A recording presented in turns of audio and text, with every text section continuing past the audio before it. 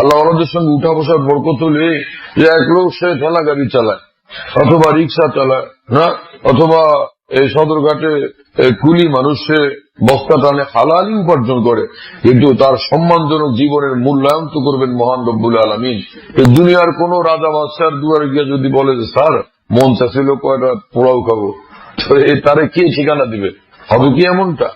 কিন্তু এর জন্য ওর পোলাও খাওয়ার সহজ তরিকা হলো কোন বড় পীর জিলানী অথবা কোন বড় সম্মানিত ব্যক্তি, কোন মন্ত্রী মিনিস্টার, পাওয়ারফুল এবং উচ্চ সম্মানিত কোন ব্যক্তির খাদেম যদি সে হয়, তো সে যখন ওই মিনিস্টার বা বড় পীর জিলানী বা নিজামুদ্দিন আউলিয়ার সঙ্গে মেহমান হবে, তো তাদেরকে ভালো খাইতে দিয়ে পোলাও বিরিয়ানি কোরমা ওরে পুঁটি মাছের ভর্তা দিয়ে গোলালুর ভর্তা দিয়ে, এমনটা কি সম্ভব কোন ভদ্রলোকের জন্য, কোন মানুষের জন্য? হ্যাঁ, কোন ভদ্র মানুষ এমনটা করতে পারে না।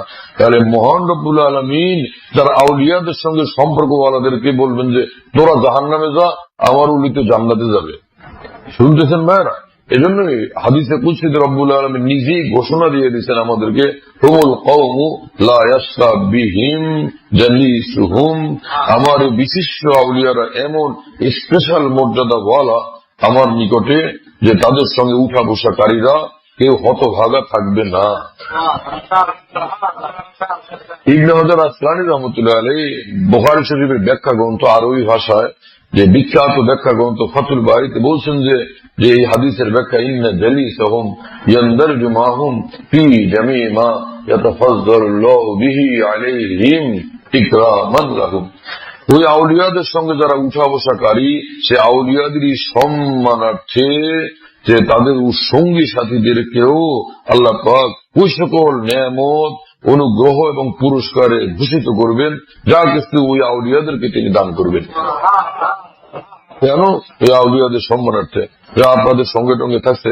ইব্রাহিম ইবনে আদম রহমতুল্লাহ আলাইহি যাইতেছিলেন, দেখলেন যে এক যুবক সে মদ খায় বেহুশ হয়ে পড়ে আছে, তো তিনি কোথাও থেকে পানি সংগ্রহ করলেন, বেহুশ যুবকের মুখটা ধুয়ে দিলেন, ও একটু পরে হুশে আসছে। হযরত ইব্রাহিম ইবনে আদমের মতো এত মহান ব্যক্তিত্ব, বলকের বাদশাহ তিনি ত্যাগ করছিলেন মহান রব্বুল আলামিনের ভালোবাসার যন্ত্রণায়, তো তাকে দেখলে এই যুবক অনেক লজ্জিত হয়েছে এবং সে আবেগ আপ্লুত হয়ে বলল যে হযরত আপনি আমাকে তওবা করায় দেন। তো হযরত তওবা করায় দিলেন। সেদিন রাত্রে ইব্রাহিম ইবনে আদম রহমতুল্লাহ আলাইহি স্বপ্নে দেখেন যে চতুর্থ আসমানের উপর ওই জমানার তাম আউলিয়া বুজুর্গানের নামের লিস্ট লেখা আছে। 1 নম্বরে ইব্রাহিম ইবনে আদমের নাম, 2 নম্বরে আজকে তওবাকারী এই যুবকের নাম।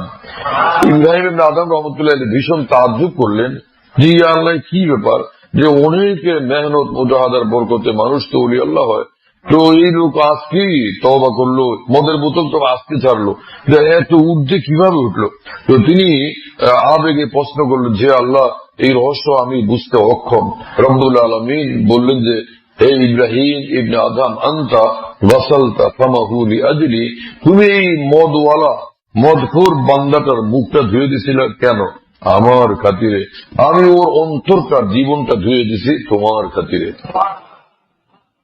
শুনতেছেন ভাই? ওই যে এই ঘটনা যেটা মেরে কাছারে মেশকাতে লিপিবদ্ধ আছে, এটা ঠিক ওই হাদিসেরই, এই যে হাদিসের মধ্যে যে অনুগ্রহের কথা আছে সেটারই প্রতিফলন এবং প্রতিধ্বনি মাত্র এটা।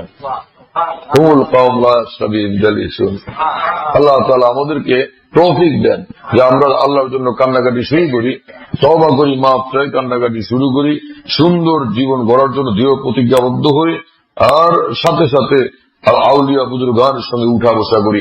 উম্মত আজকে যারা এলেমে ব্যস্ত, আমলে ব্যস্ত, দ্বীনের খেদমতে মেহনতে ব্যস্ত, কিন্তু রাসূলুল্লাহ সাল্লাল্লাহু আলাইহি ওয়াসাল্লামের এত গুরুত্বপূর্ণ ভারী একটা মহা অধ্যায় থেকে নিজেরা আজকে অনেকে বঞ্চিত। যে মনে করে আউলিয়া বুজুর্গানের সঙ্গে উলামায়ে দ্বীনের সঙ্গে উঠা বসা করা এটা কোনো সাবজেক্টই নাই ইসলামের, বরং তাদেরকে দেখলে আজকে পাশ কাটায় দূর এক জায়গায় দলবদ্ধ হয়ে যাওয়া, এটা কোন সুন্নত তরিকা নয়, বরং সুন্নত তরিকার একদম সম্পূর্ণ বিপরীত পন্থা নিজেরা তৈরি করা। রাসূল সাল্লাল্লাহু আলাইহি ওয়াসাল্লামের বাতলানো সুন্নত তরিকার বাইরের কোন আবিষ্কৃত পন্থা জান্নাতের পন্থা নয়।